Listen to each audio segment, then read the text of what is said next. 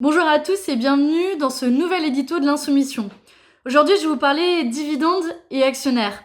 Vous vous souvenez certainement de l'appel enflammé de Bruno Le Maire, ministre de l'économie, qui, il y a quelques semaines, avait invité les grandes entreprises à modérer le versement de dividendes aux actionnaires. Et on peut d'ores et déjà commencer à en faire le bilan. Par exemple, Vivendi a annoncé qu'ils augmentaient de 20% le versement de dividendes à leurs actionnaires. Pour Sanofi, ce seront 3,9 milliards d'euros qui seront versés. Pour AXA, 3,1 milliards. L'Oréal, 2,4. Total, 1,8 milliard. Bref, il pleut des dividendes sur les actionnaires du CAC 40.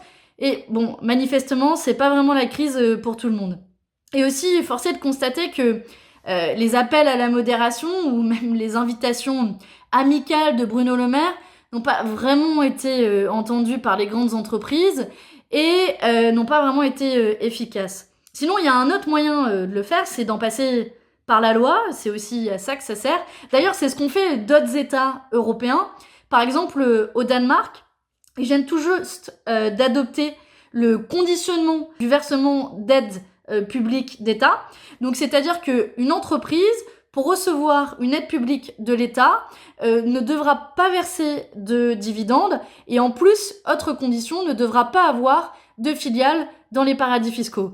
Donc on peut se demander à quand la France, et même on pourrait aller plus loin, plutôt que de commencer à avoir cette petite musique où on va demander aux salariés de faire des efforts, une petite musique qui est d'ailleurs entamée par le MEDEF mais reprise par le gouvernement, eh bien on pourrait tout simplement interdire les dividendes jusqu'en 2022. Le temps de la crise, il n'y a pas de raison que les actionnaires s'enrichissent particulièrement. Et comme on sait que le gouvernement est un peu débordé en ce moment, on a été super sympa et on a même écrit pour eux l'ordonnance. Ils n'ont plus qu'à l'adopter, c'est aussi facile que cela et ça évitera de faire payer à la majorité de la population la crise et à tous ceux qui sont déjà en première ligne.